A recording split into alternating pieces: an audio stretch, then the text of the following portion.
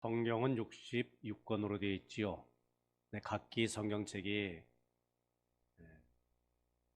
강조점이 다르고요. 그 좀 색깔이 조금씩 다릅니다. 크게 봐서 구약과 신약은 좀 똑같은 하나님의 말씀 성경이지만 좀 많이 좀 다릅니다.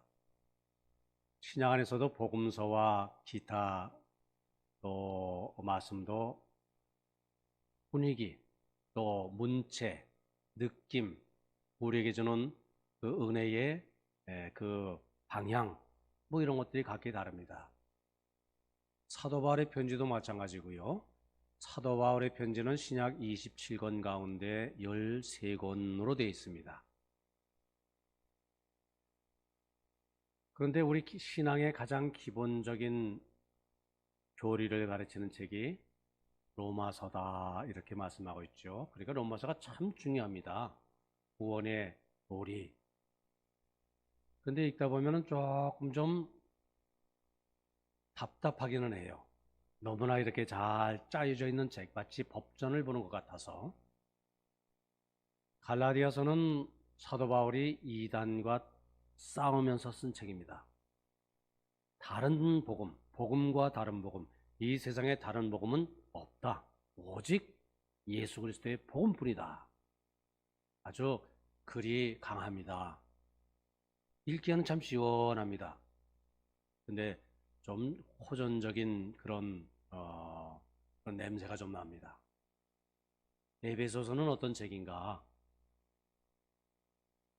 에베소서는 아주 높은 신앙의 경지에서 자신의 삶 또 하나님의 그 놀라운 역사를 이렇게 돌이켜보면서 명상을 하면서 아주 멋지게 조망하는 그 하나님의 놀라운 섭리를 아주 담담하게 쓴 책.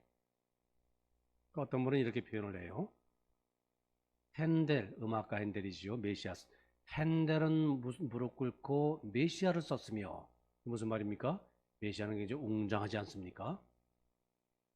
바울은 무릎을 꿇고 에베소서를 썼다. 그렇게 표현하는 분도 있고요. 어떤 분은 고요한 계곡에 서서 장엄한 신산유곡을 바라보는 크고 웅장한 느낌의 글이 에베소서다. 이렇게 표현하기도 합니다. 우리가 조금 전에 읽은 말씀, 하나님은 어떤 분이세요? 이 1장 요 앞부분 짧은 구절 안에서도 그것을 우리가 느낄 수가 있어요. 하나님은 어떤 분? 신령한 복을 우리에게 주시는 분. 그 하나님은 어떤 분인가?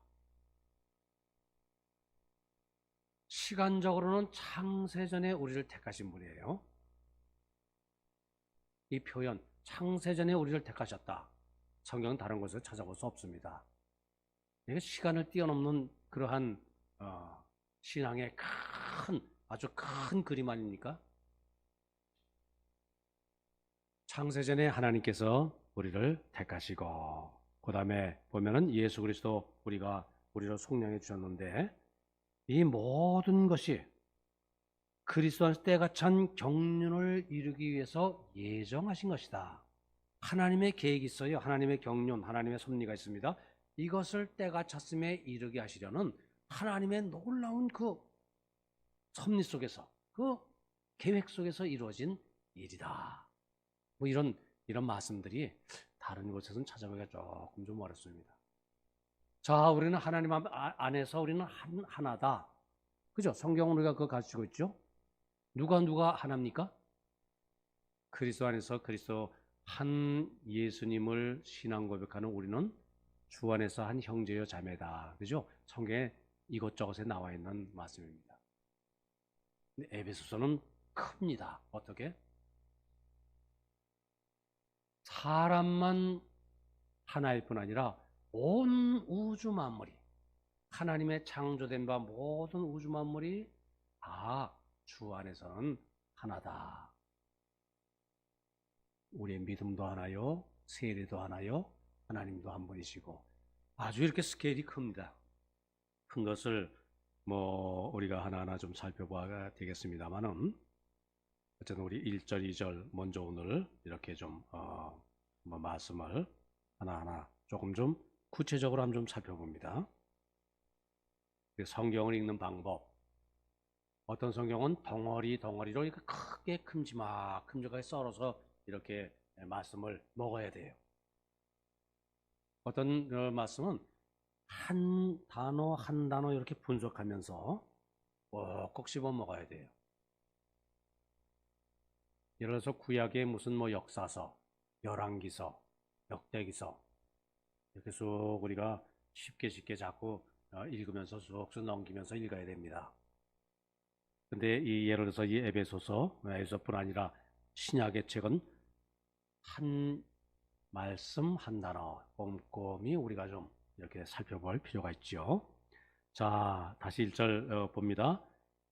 하나님의 뜻으로 말미암아 이 그리스도 예수의 사도된 바울은, 그의 편지 시작되죠. 사도 바울의 편지의 특징입니다. 이건 사도 바울의 특징만 아니에요. 고대 사회에서 편지를 쓸 때 이런 식으로 썼다고 하죠. 일반 다른 편지를 들어보면 나는 누구에게 편지하노니, 발신자, 수신자, 편지하노니 너희에게 우리 성경 말씀 은혜와 평강이 있을지어다. 근데 나는 어떤 나냐? 사도 바울은 그것을 밝힙니다. 그런데 이 서신마다 그 자기 자신 나의 나됨이 조금씩 표현이 달라요. 여기 에베소는 뭐라고 말씀하고 있지요? 하나님의 뜻으로 말미암아 그리스도 예수의 사도된 바울은, 그죠? 나는 어떤 존재예요? 하나님의 뜻으로 말미암아 사도된 존재예요. 내가 나 된 것은 뭐라고요? 내가 사도가 되어야 되겠다. 또는 사도 훈련 학교 입학하고 졸업해서 뭐 그런 것이 아니라는 것이죠. 그저 그리스도 예수로 말미암아 된 것이다. 하나님의 뜻이라는 것이지요. 바로 여기 사도 바울의 힘의 원천, 능력 여기서 나옵니다. 자, 우리가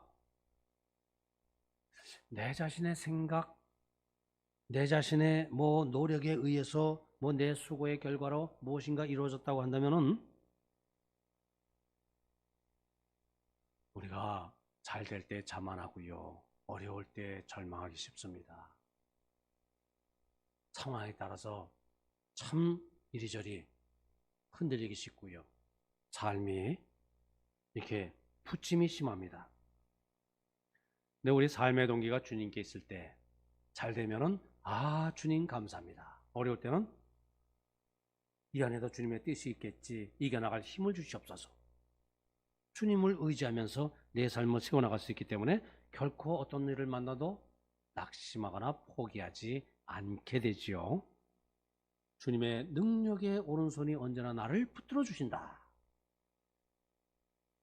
이 믿음으로 사는 사람과 내 힘, 내 주먹을 믿고 내 능력으로 살아간다. 살아가는 모습도 다를 뿐더러요, 살아가는 능력 자체가 다르죠. 그죠? 나의 힘뿐 아니라 나는 전능하신 하나님의 손에 붙들림을 받은 존재다. 얼마나 귀한 말씀입니까? 그래서 하나님의 뜻이 계시다는 그 믿음의 확신이 있을 때, 자, 하나님께서는 어떤 일에 쓰시기 위해서 나를 택하셨다. 그것을 우리가 생각할 때, 그것은 그때는 내가 내 자신만을 바라보는 게 아니에요. 오히려 하나님을 바라보게 되죠. 내 자신만을 바라보게 되면은 잘 될 때는 내가 대단한 것 같지요. 근데 내가 어떻습니까? 솔직하게 내 자신을 바라보게 되면은 얼마나 부족한지 몰라요. 얼마나 비겁하고 째째하고 참 두려움에 떨면서 살아가는 그런 존재인지 몰라요. 자, 하나님이 놀라운 뜻 안에서 나를 택하셨다. 자, 하나님이 나를 택하시고 나에게 사도라는 사명을 맡기셨다. 이 사명을 맡기실 때는 하나님이 그것을 감당할 수 있는 힘을 주시고 또 그 일에 적합하게 나를 사용하신다. 감당할 수 있는 능력을 주신다. 이것을 확신할 수 있죠. 하나님의 뜻으로 말미암아 사도된 나 바울은 바로 그런 의미입니다. 근데 하나님의 뜻으로 그 다음에 뭡니까? 하나님의 뜻으로 말미암아 그리스도 예수의 사도 됐어요. 그리스도 예수의 사도입니다. 사도는 지금 사도라는 신분은 없습니다. 그 직분은 자체가 없지 않습니다. 사도는 예수님의 12제자와 그 외에 몇 사람, 성경에 보면은 예를 들어서 사도 바울 그리고 바나바 같은 분들을 사도라고 부른 그런 흔적들이 있어요. 어쨌든 그렇게 소수에게 주어진 직분인데 오늘은 없었습니다. 그런데 한편으로는 우리를 그리스도의 사도다 이렇게 부르기도 합니다. 뭐 그렇게 부른다고 해서 그것이 뭐 이단이나 뭐 잘못된 것은 아닙니다. 왜? 사도라는 단어의 뜻은 부르심을 받은 자 이런 뜻이거든요. 그래서 나는 주님으로부터 부르심을 받았다 이것을 강조할 때 사도 이런 그런 명칭을 써도 크게 잘못된 것은 아니다. 그러나 본질적으로는 사도라는 직분은 없었다. 자, 하나님 뜻으로 말미암아 그리스도 예수의 사도된 바울은 그 다음에 누구에게? 에베소에 있는 성도들과 그리스도 예수 안에 있는 신실한 자들에게 그렇게 편지를 합니다. 에베소에 있는, 에베소는 어떤 지역이죠? 사도 바울이 가장 정성을 기울인 지역입니다. 가장 오랫동안 목회했어요. 3년 또는 4년. 한 번만 목회한 것이 아니고 2번이나 목회했습니다. 그리고 가장 신이 많은 자기 영적 아들이라고 불리는 디모데가 목회를 하도록 그렇게 열정을 가졌던 교회. 에베소에 있는 성도들과, 자, 성도라는 단어는 원칙적으로 그 구약에서는 이스라엘 백성에게 사용된 단어입니다. 그러니까 특별한 민족, 하나님의 선택을 받은 특별한 민족이다 그런 의미지요. 근데 신약에서는 예수님을 믿는 사람을 일컫는 말입니다. 문자대로는 거룩한 무리, 하나님께 그러니까 받침받은 사람 또는 그래서 구별된 사람, 원래 뜻은 그런 것인데, 자, 그러면 질문합니다. 에베소 교회 성도들과, 그럼 당시 에베소 모든 교인들의 그 성품은, 그 생활은 거룩했을까요? 그러지 않았을까요?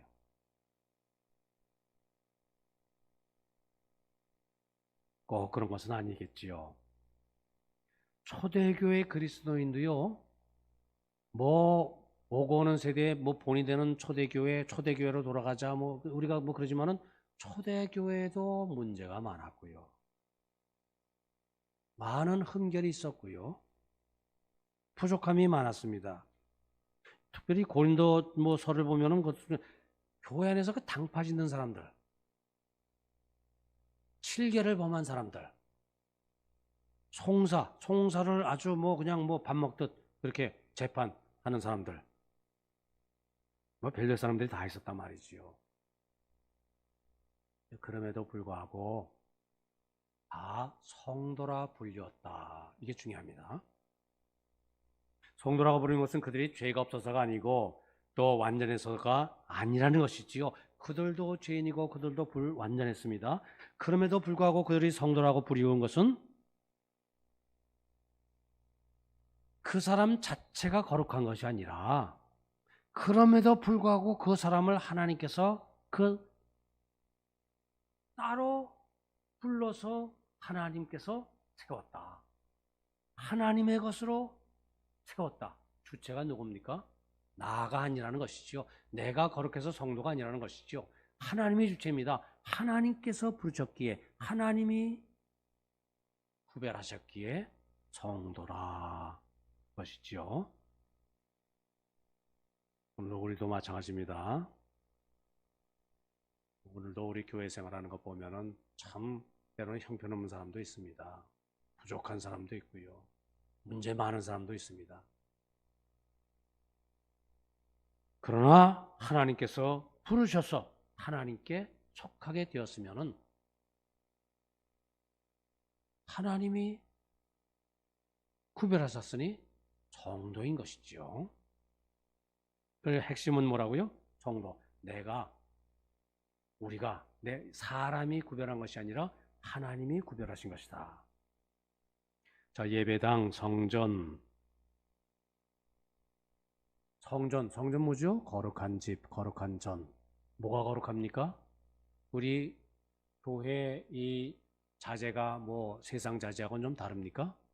성물, 이것은 뭐 다른 우리 집에 있는 책상과 다른 재질로 만들어졌습니까? 피아노, 뭐 성물, 밖에 있는 다른 뭐 집에 뭐 홀에 있는 음악실에 있는 그 피아노와 좀 다른 피아노입니까? 똑같죠, 그죠? 재질도 똑같고요, 내용도 똑같고요, 소리도 똑같고요, 뭐 다 똑같지만은 왜 성물, 성전 이렇게 성자를 씁니까? 구별되었기에. 어떻게 구별됐어요? 하나님을 예배하는 일에 사용되도록 구별되었기 때문에. 그죠? 속성이, 본질이 달라서가 아닙니다. 용도가 다른 것이지요.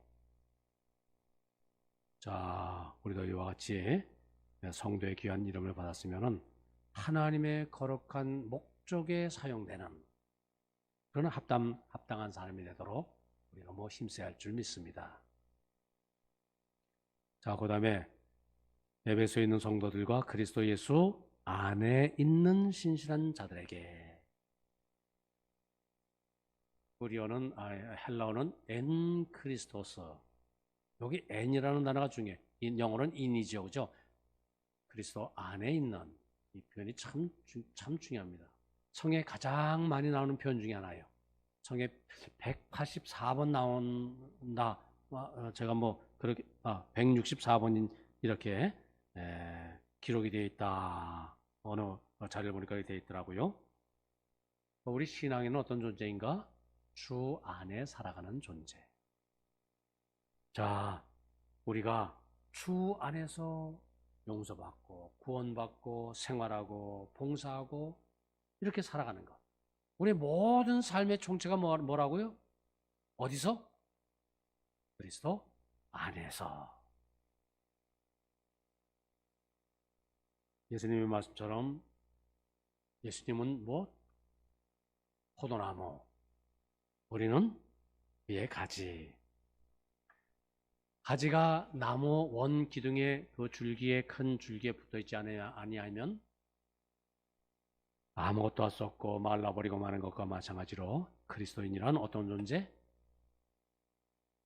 안에, 그죠? 그리스도 안에, 그리고 그리스도에 의해서 살아가는 사람이다.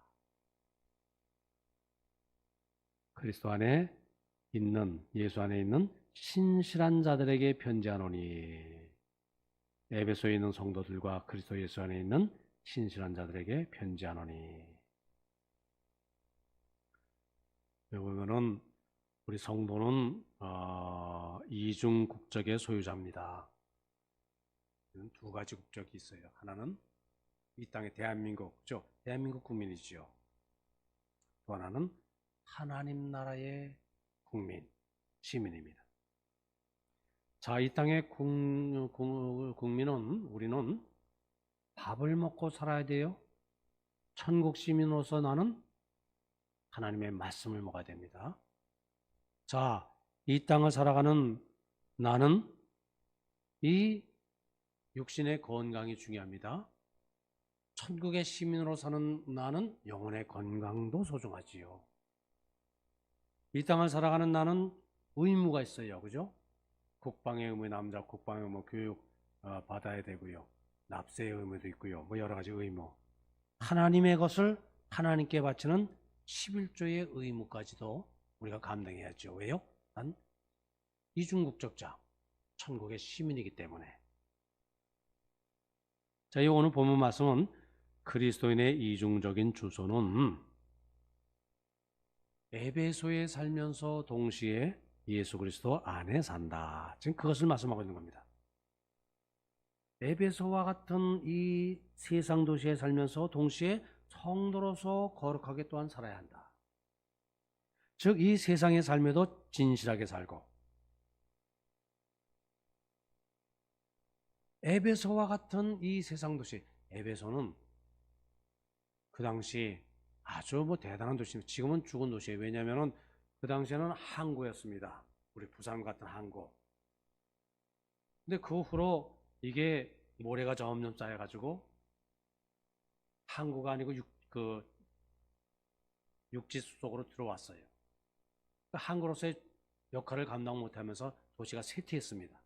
그러나 그 당시에는 아주 중요한 아주 큰 항구였습니다. 어찌 보면은 에베소는 당시 그 국제무역항으로 세계 7대 불가사의 중에 하나라고 하는 신전, 다이애나 신전이 있는 그런 우상 도시였고요. 그리고 우상은 고대 사회는 무엇과 연결되냐면은 성적인 타락과 연결됩니다. 자세한 설명을 생략합니다만은. 그리고 또 무역도시 때문에 사치, 연락, 이렇게. 도시가 아주 그렇습니다. 자, 그래서 그곳에서, 그런 도시에서 거룩한 하나님의 시민으로 예수 그리스도를 믿는 성도로 산다고 하는 것. 그것이 결코 쉬운 일은 아니었습니다. 그러나 그것이 하나님이 여러분, 에베소 교회 성도 여러분을 부르신 목적입니다. 그것을 지금 강조하는 본문이지요. 하나님의 뜻은 이것이니 곧 너희의 거룩함이니라. 레위기서 그 말씀입니다. 바로.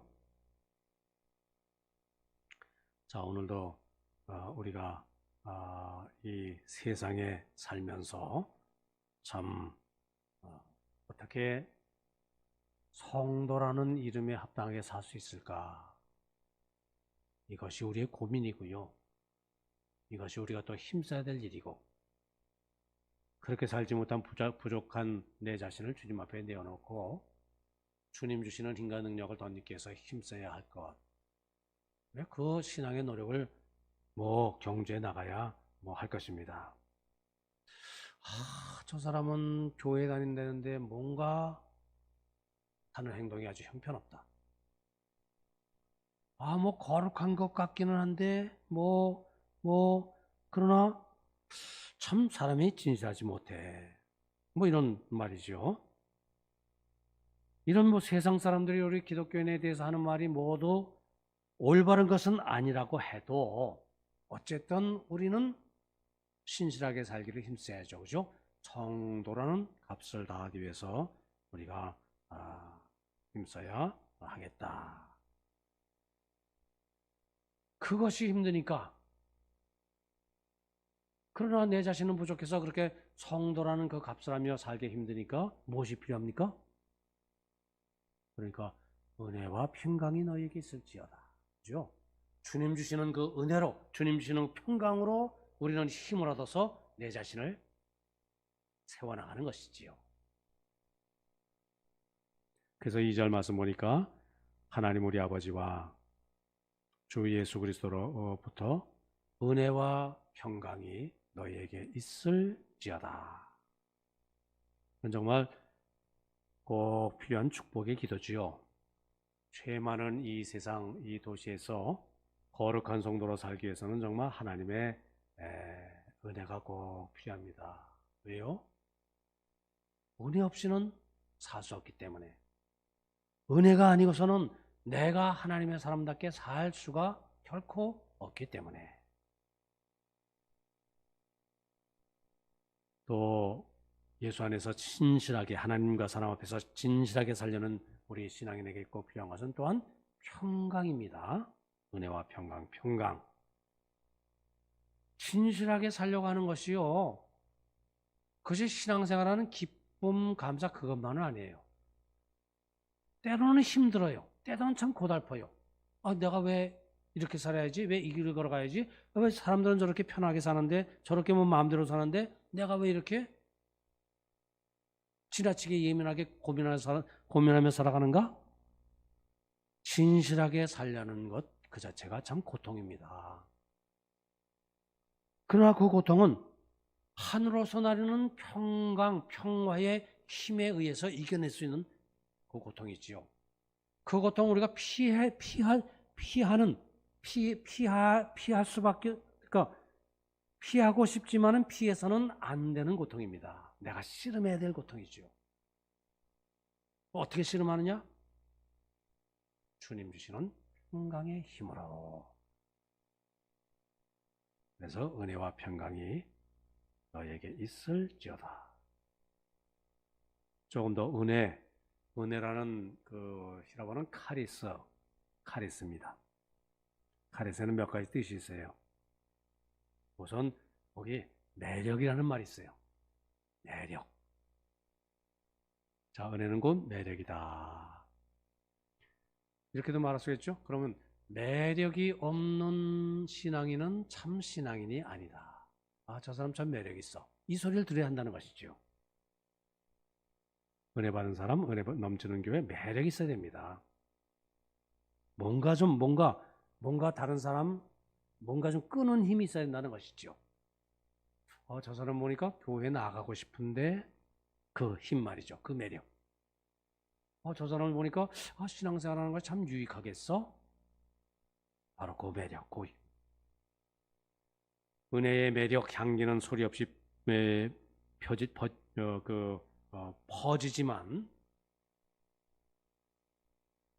소리 없는 향기가 벌과 나비를 모으듯이 그렇게 은혜가 있는 사람은 다른 이들의 영혼을 끌어들이는 매력이 있다.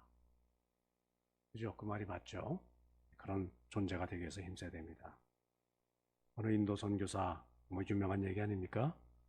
인도는 너무나 언어가 지역마다 말이 다 달라요.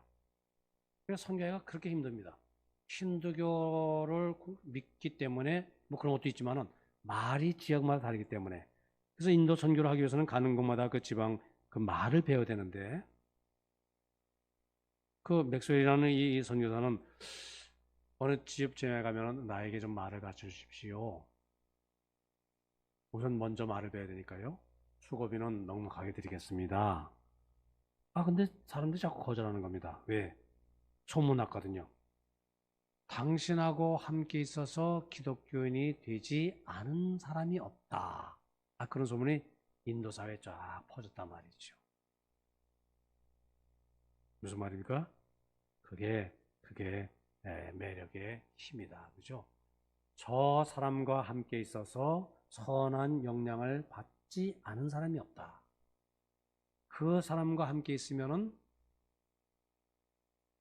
함께 있는 그가 신앙인이 된다. 얼마나 매력입니까? 카리스. 두 번째, 아름다움, 매력, 아름다움 비슷한 말이죠. 그죠? 아름다움. 은혜 받은 사람은 아름답다.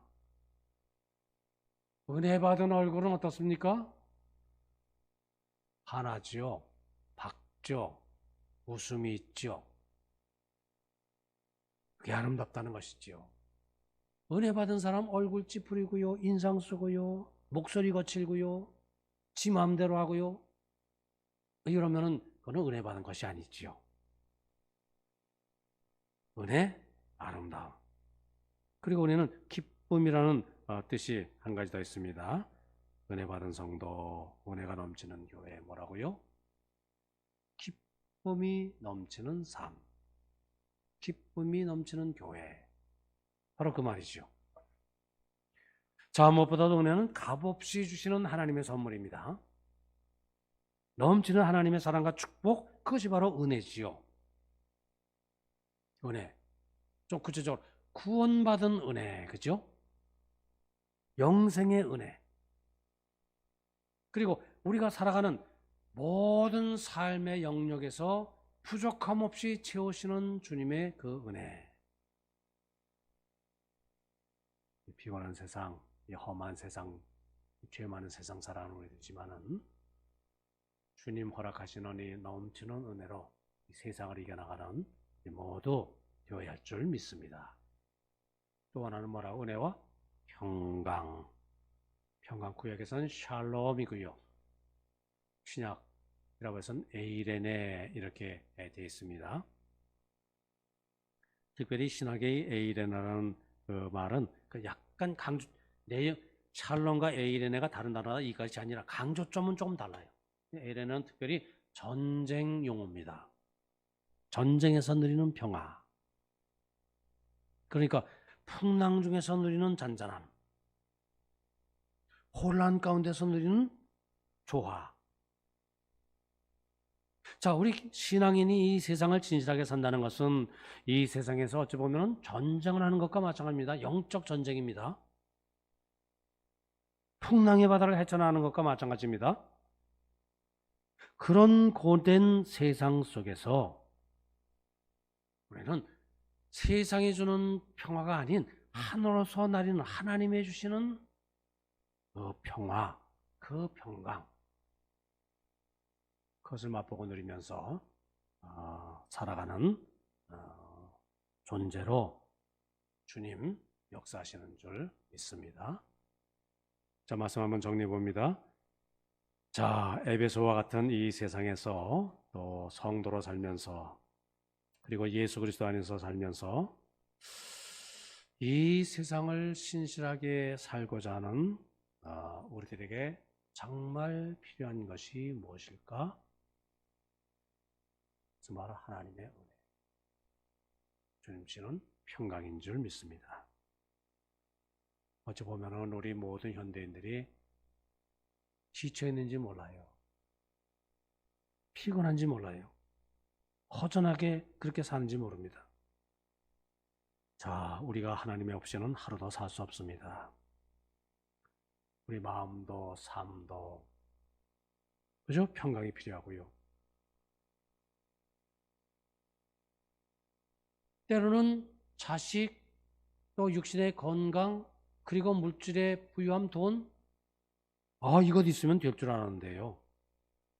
그런데 바로 그것이 때로는 우리에게서 평강을 뺏어가는 험한 세상에 우리가 살고 있지요. 이 세상에 그 어떤 것도 우리의 참된 은혜와 참된 평강이 결코 될 수가 없습니다. 예수님께서 세상에 태어날 때 천사들이 본 찬양이 무엇이죠? 우리가 잘 아는 지극히 높은 곳에서는 하나님께는 예수님의 탄생이 영광이 되는 일이요, 땅에서는 기뻐하시고 있는 사람들 중에 평화롭다. 이 땅에서는 평화, 기뻐하심을 입은 사람들 중에 기뻐하심을 입은 사람이 누굽니까? 은혜를 받은 사람이라 그 말입니다. 예수님의 탄생이 은혜를 받은 사람들에게는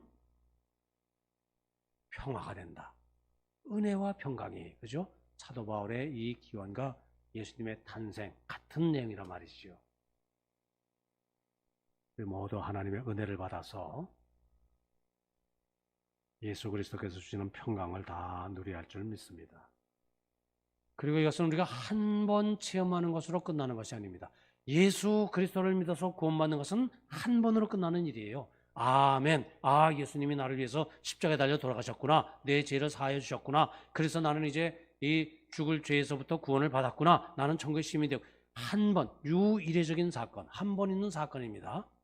그러나 내가 하나님 주시는 그 은혜와 평강 속에 살아가는 그 삶은 매일매일 순간순간 계속되어야 될 그러한 일이지요. 언제까지? 저 천국에 이르기까지. 에베소와 같은 험하고 악한 세상에 사는 우리지만은 날마다 새롭게 또 신앙에 열심을 기울여서 하나님의 주시는 은혜와 평강을 덧입고 사시는 우리 성도님 다 되시기를 바랍니다.